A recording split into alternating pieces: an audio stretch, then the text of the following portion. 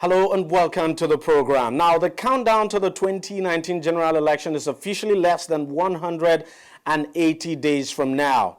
Unless anything changes, like party alignments and mergers, 91 political parties will be taking part in the election. That, of course, is a record for Nigeria and has huge implications as far as funding goes. The Independent National Electoral Commission, INEC, approved the registration of 23 new political parties last week to bring the total number of political parties in the country, of course, to 91, as I've said, which is an increase of 37 from the 44 that contested electoral offices in the 2015 general election. So that is almost a 100% increase. Now, take a listen to what INEC National Chairman Mahmood Yakubu had to say when he presented certificates of registration to the new political parties. From today, you are also members of the Inter-Party Advisory Council. And you will be invited to the regular quarterly consultative meetings between INEC and all political parties. And you will also be involved in all activities organized by the Commission involving political parties in Nigeria. As political parties, you have an obligation to respect your constitutions. Your members abide by INEC's guidelines and regulations, obey the Electoral Act, and above all, submit to the Constitution of the Federal Republic of Nigeria. The 2019 general election is only 183 days away from today.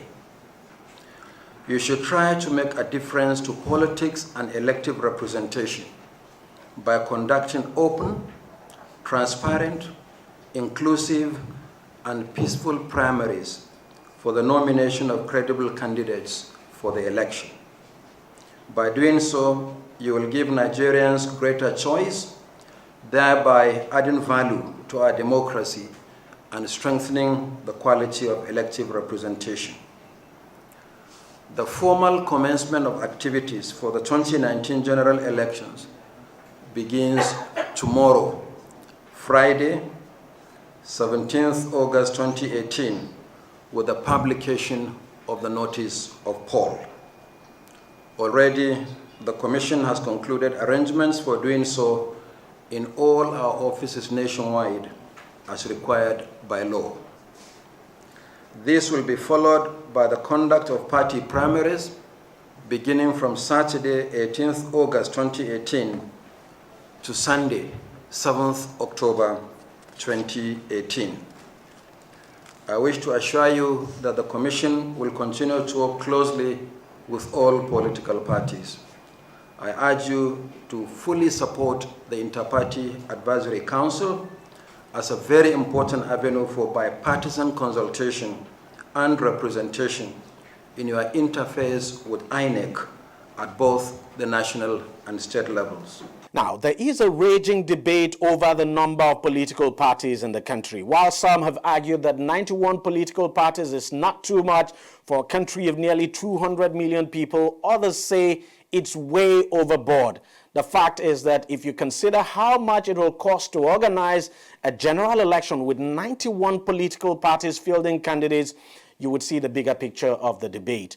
In the midst of all of this, the political parties recently met with the Senate President demanding funds to be provided for them to carry out enlightenment campaign. Take a listen.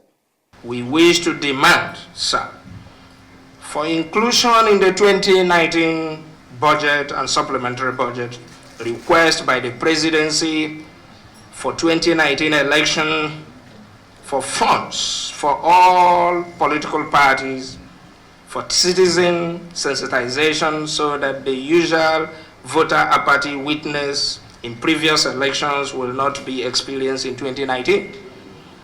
The inclusion of a fund for political parties is not a return of the era of INEC funding political parties, but due to the urgency and the strategic importance of the 2019 election, and the crucial role the political parties will play for this general election, we strongly request that the 8th Assembly amend the request and include monies for political parties for the purpose of mobilization of Nigerians to participate in 2019 election, anti-electoral offenses, violent campaign and education of voters in the 774 local government areas which the political parties have presence.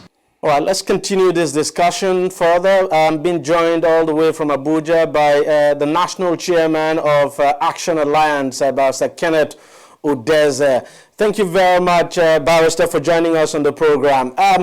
Let me ask you, I know your party has been there for quite some time now. I mean, your party, of course, is one of the oldest in the country, but I'm talking not the oldest in the country, but one of the oldest among the political parties we have at the moment. But 91 political parties at this point. Don't you think that is too much for this country?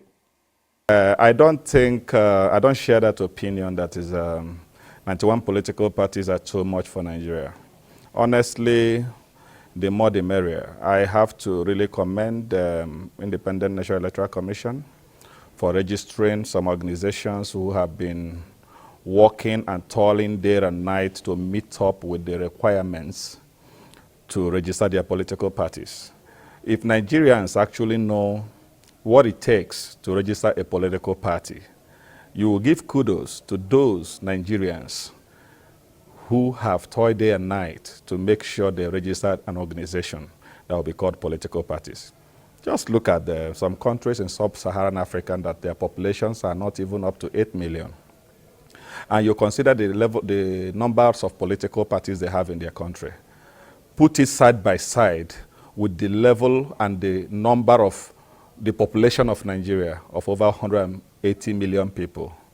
Assuming, for instance, if there are countries that are not up to 10 million by population, and they have over 28 political parties in those countries, and you are talking about Nigeria, over 180 million people, and you are now talking about the number of political, just 91.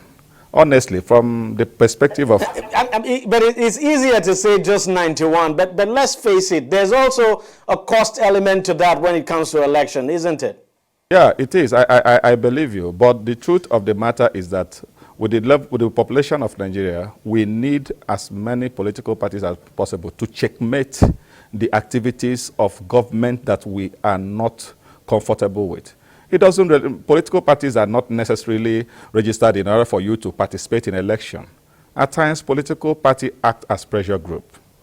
It's not all political parties that must field candidate presidential election in the presidential election or even governorship election. Is just to register an organization in order to add their voice to what millions of Nigerians have been complaining every day. So I congratulate the latest 23 political parties that were registered by INEC, and I welcome them back on board.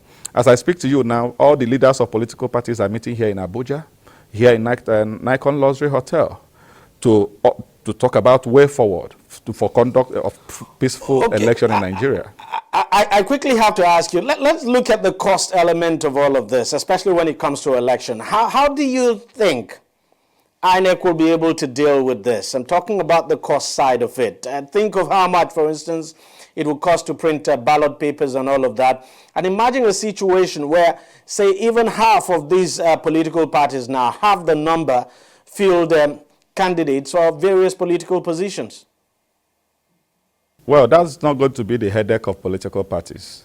Neither will it be the headache of Nigerians who are going to turn out en masse to vote out this present government that has been frustrating the lives of Nigerians. Rather, INEC, before they even push up the budget for their election, they have already believed within themselves that they are going to register more political parties. And I believe they added those interests before they presented their budget. Just recently, this morning or so, they were within a House committee on INEC to defend their budget. So for them to have registered this party, they have already made out arrangements on how they are going to accommodate. But mind you, that they have registered 91 political parties does not really mean that we are not going to have challenges with that. But then, when you register, another thing is for you to know how these political parties will come on ballot. Is it every political? There must be a criteria on how political parties, appear on ballot papers at the end of the day. And if I may ask you, I mean, it's good that you're talking about a criteria. Very perfect. What criteria, in your opinion, would you be suggesting? One, you consider the age of political parties, their acceptance, and their involvement in all the 36 states of the federation, those that have two-thirds majority of states in Nigeria, and particularly those that have presidential candidates. Every party, is not every person that you bring out a nomination that goes into the ballot paper. There must be a criteria. So we are suggesting there is need for us to look at political parties, those they are nominating, looking at the tendencies of making sure that the ballot paper does not turn to math, just like we are seeing in countries in the Asia. Exactly, because that's the problem. So the truth of the matter, my brother, is that if INEC have zeroed their mind to register 100 political parties, they must also have brought out guidelines and the models of how to get these political parties on ballot. But that's part of what we are discussing today in our leadership meeting. How do these political parties come on board in the ballot papers? Assuming the 91 political parties decided to field presidential candidate, that is another kettle of fish. But the most important thing is there must be a continuous voter education. That is what we are lacking in Nigeria today. The fact is that even if 40 of these political parties decide to field presidential candidates, that would be very difficult to deal with, even for the voter themselves. I mean, I can't just imagine a situation where, as a voter, I get to the polling unit and then you give me, say, 2 or 3 sheets of ballot papers containing the various political parties. The process, I mean, it's going to be very difficult to deal with. Yeah, some of us in the in politics, we have looked at it. The reason why some of us decided to come together as a group of 40 political parties to form what we call the coalition of United Political Parties, all in the name of making sure we field one presidential candidate. At least it will go a long way to ameliorate the costs, on INEC. That's why we are pushing. It will help Nigerians to actually decide who they are going for. That's why most of us political parties decided to come together under the platform of CUPP to make sure that at least we avail Nigerians the opportunity of choosing the right candidate, so that when you go to the ballot paper, you will not be blasted with all acronyms that look similar. Just I share the challenges of journalists like you and Nigerians, because if you look at, for instance, the new parties that were registered most recently, you see people. Parties like AAP, when we have something like AA, exactly. At times, if you don't really, the best way, that's why we say we have to do a lot of voter education. Because honestly, I would have confused your own party, the Action Alliance, if I had not known your party. If I was to go by just, the initials of this party, I probably would have confused your own party with one of the newly registered political parties. Yeah, if it's not Panadol, it cannot be Panadol. The truth of the matter is that AA, just like you rightly said, by August 29th of this year, it will be 12 years in the saddle.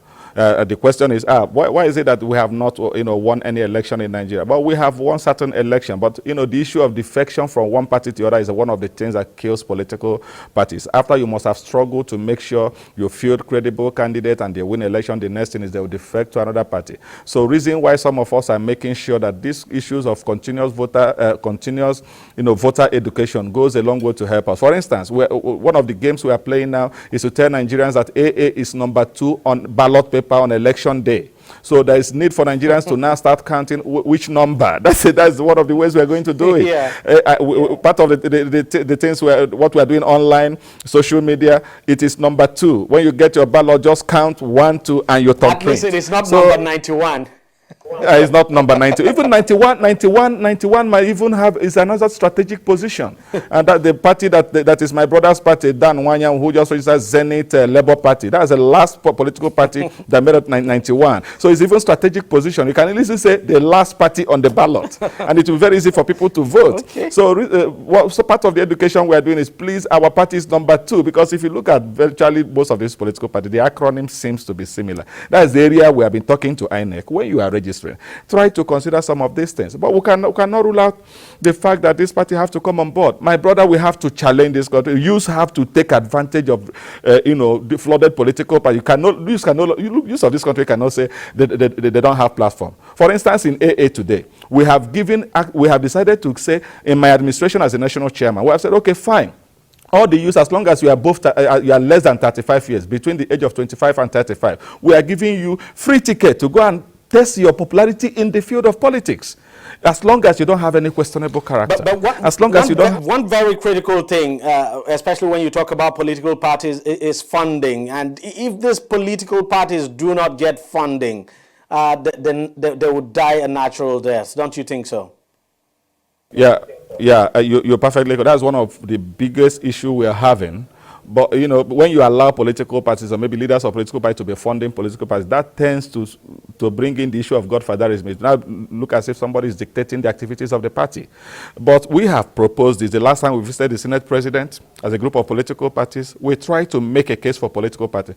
If you don't want to go back on the days when INEC used to give subvention to political parties, okay, why don't you approve some fund for voter education, at least, for political parties? That too would be very controversial, because it's something that a lot of people don't want to see. Yeah, if a lot of people don't want to see that, then they should be ready to sacrifice and now go and stress themselves to look at those parties they want, because if these parties don't... But the issue is, if you're setting up a political party and, this is democracy, you should not be asking the state to fund you in any way at all. You should be able to fund yourself, so that, the idea of asking the state to fund a political party just doesn't make sense in a democracy. Let me ask you, even the state you are talking about, does their party function on their own? Is it not the state fund they used to fund their party, for instance, PDP and APC?